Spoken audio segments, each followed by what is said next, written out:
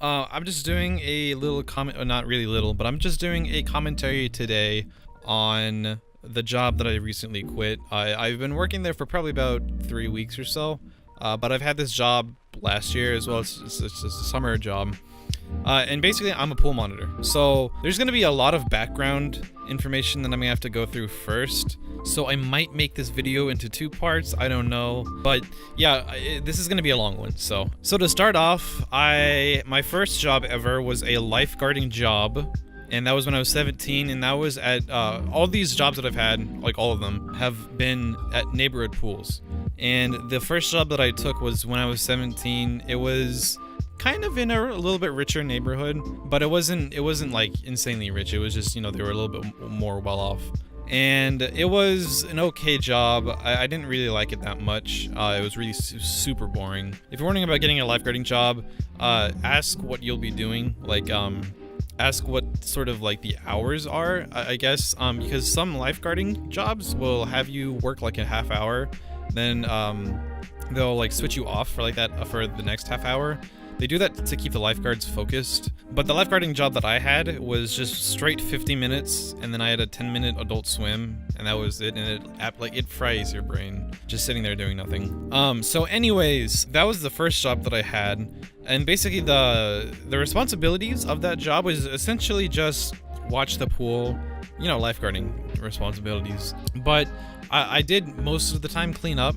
I worked from like 3:30 to 9, so I was the one who closed the pool. And to close the pool, you have to make sure that all the lawn chairs are all, neat and in line, and that they're all set to the same height. And then you have to like clean the bathrooms, make sure that they're nice, and clean up the trash if there is any around the pool area, which at my first job there was almost always trash like everywhere. They were really like sloppy clientele, despite the fact that they were richer. Yeah, and it was always a mess, my first pool. But I worked from my first job. I worked from I think the beginning of June to the late August. Yeah, maybe even like early September. But the second job that I had was when I was 19 at the time, and it was a pool monitoring job. And it was, pool monitoring is basically the same thing as lifeguarding, except you don't have to watch people, and you aren't liable for other people's lives, so you're not obligated to go in if somebody drowns. You just have to like call paramedics. But I mostly did the same thing. I cleaned up, I was the closing guy most of the time, so I would just clean up the area, and I would. That's it. That's it. I mean, I would have to sign. I would have to like see people's guest pass, because the neighborhood had guest pass for to enter the pool, but that was nothing really. I mean, so, if they didn't have their guest pass, I'd ask them to sign in, but it wasn't really much of communication, if at all. So I worked from mid-August to late September for my pool monitoring job, and I would say that the pool monitoring job was probably the most ideal job I could have had. I didn't have to do like anything during like I was working at my pool monitoring job. I was working 3 to 9, I think. Maybe it was 4 to 9. It was probably 4 to 9, although I don't know why. I always thought it was 3 to 9, but it was probably 4 to 9. So when I was pool monitoring, I was actually pool monitoring at 2 pools. They were both of them were out more in the country, and if you know anything about country houses, they are huge. The neighborhoods that I would work for the pool monitoring jobs were really not mansiony, but they were nice. They were like the whole neighborhood was super nice. And so the first pool that I worked at was the nicest because it had outlets and it had Wi-Fi. The second pool had outlets, but it didn't have Wi-Fi, which is kind of to be expected. I didn't have Wi-Fi. I couldn't even use the Wi-Fi in my lifeguarding job. Yeah, the first pool had Wi-Fi though. It was like way in the distance. It was for like a homeowner's building, but I could still use it on my laptop, and I could, even though it was weak, I could still load TV shows kind of quickly. Like once it would start going, it wouldn't really buffer that much. So that was like super nice as a pool monitoring job, because at first pool monitoring, it was actually really tough. It gets kind of tough because it's like super like indiscriminate, I guess. Like you're essentially assigned to do whatever, like as long as you're not really bothering anybody else or like causing a problem. Like you're essentially free to do whatever you want as long as you stay inside the pool area. You can't leave the pool area, which is kind of not true. I did leave the pool area to go and get food every once in a while because there was like a Burger King 5 minutes away. But other than that, you weren't. I mean, I don't think I was supposed to do that, but I did that anyways. But like you're supposed to be in the pool area for the entire time. So in the beginning, it was actually pretty hard, just sort of sitting there and finding stuff to do, especially because when you come home and then you're like, oh, you know, I want to like take a relax, but wait a second, I've literally just been doing that this entire time, so it wasn't exactly fulfilling. I learned to like sort of get over that, especially because I later found out about the Wi-Fi, so I literally just started watching like anime. It was mostly like One Punch Man, I think.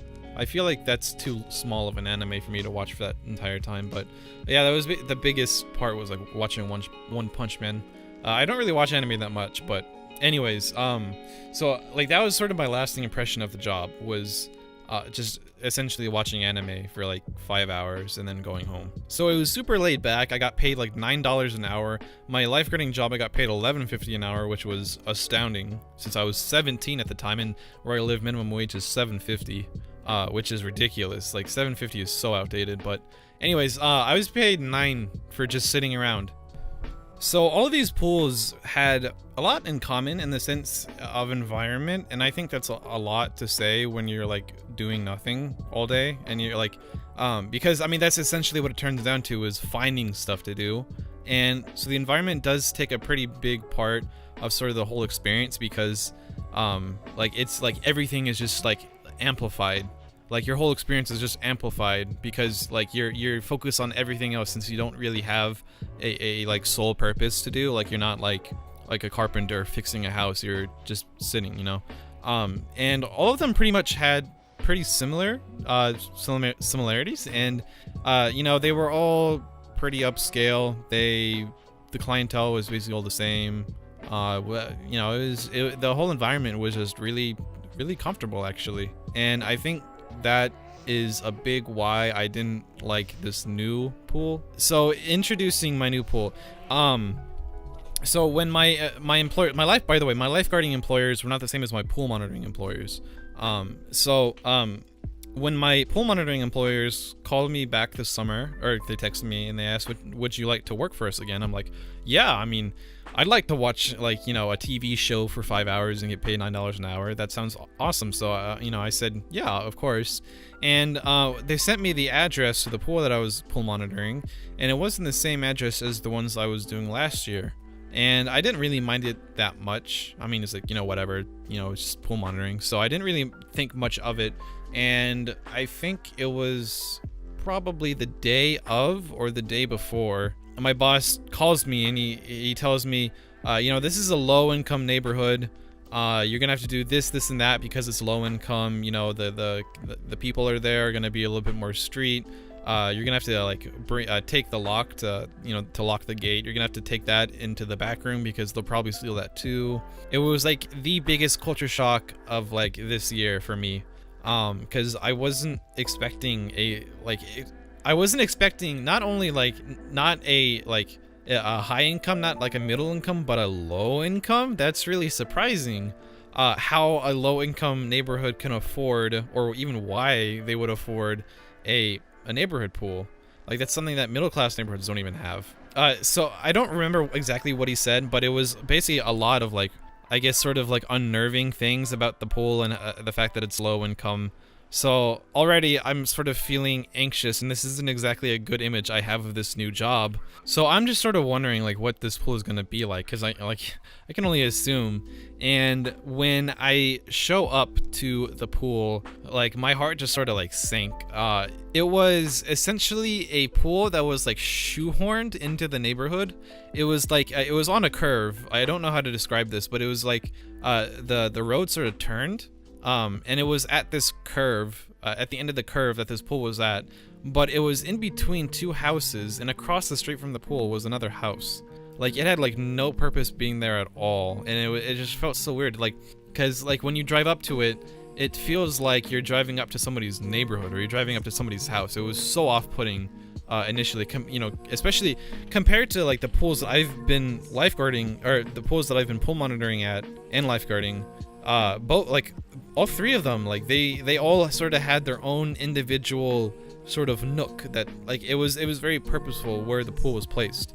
Like for instance, the lifeguarding pool was like the end of the neighborhood. Like it was next to a house, but it was specifically towards the end of the neighborhood.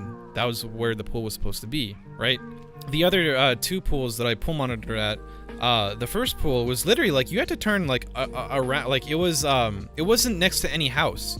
It was like you had to make like this turn just to get to the pool. Like it was like a straight road with all the houses, and then if you continue that straight road, it would make this little bend, and then you would get to the pool. And right next to the pool would be the tennis court, and I think there was like a small gym and like a pond with like benches, and it was, again, super nice. And then the other pool that I pool monitored at, it wasn't really attached to a house. It was sort of just there. It was kind of like a public pool where it had its own like designation. And the thing is, these three all had parking lots. This new pool did not have a parking lot. It was just the street.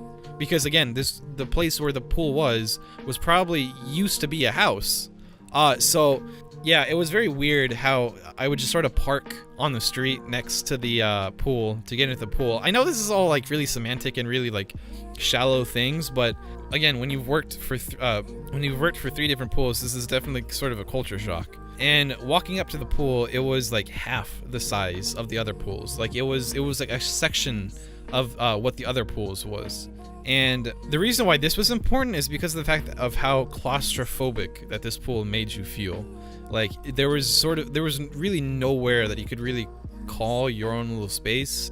Whereas the other pools, like it was like the pool would specifically bend, and like there were corners, sort of almost like, you know, it was like they had the other pools had like big areas, but at this pool, like everywhere was sort of like next to somebody, or everywhere was sort of like out in the open, and there wasn't like a space, since this was such a small pool space, there wasn't really a space for me to sit, you know, like there wasn't, so essentially I had to sit with like everyone else, which is really odd because like I don't really like talking to people, especially the people I'm not like gonna see like ever, or I'm gonna see only because of my job. I mean, it's not like a big hassle or anything. It's just it's a really uncomfortable feeling. It's a really uncomfortable feeling to sit with somebody you don't know for hours, especially if you don't even talk to them. I don't know. It's just really weird. And it's like you're kind of sitting next to everyone because of how small this pool was. So, anyways, that was sort of the first image I got of this pool. So it was very bad. The outlets did not work. None of them. The only outlet that did work was in the girls' bathroom, and there's no way I'm gonna charge my phone in a girls' bathroom. So I was kind of shit out of luck on that. So basically, I had to bring an external battery with me, and I had to make sure that everything was charged beforehand, or else I would be screwed for that entire time, because at this new pool, I was working 8 hours a day instead of 5. So it's not exactly the ideal sort of situation to be in, which, I mean, 8 hours just sitting in one area really does get to you. I mean, 5 hours, you know, it starts sort of like getting to you. But you know, by the 6th hour, like your brain is absolutely fried from just sitting and just watching and being outside. Like there's no sort of like separation of what you're doing. It's just the same thing like for 8 hours. So you know, this wasn't exactly the most ideal situation. I was working much longer hours than I was before, and this is a worse pool. But anyways, most of that stuff that I was sort of initially complaining about, I can honestly, I kind of thought to myself, oh, I guess I'm just gonna get used to this then, you know, whatever, I'm just gonna get used to it.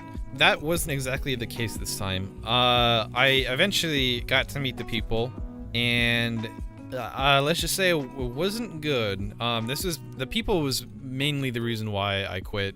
So this is, I guess, sort of the nitty-gritty of this part. This is probably where I'll chop it off for part 2, because I'm reading it's already recording for 20 minutes. I'm going to edit it down a little bit, so it's not going to be 20 minutes, but it's 20 minutes for me right now, and I feel like part 2 is in order, because this is pretty long.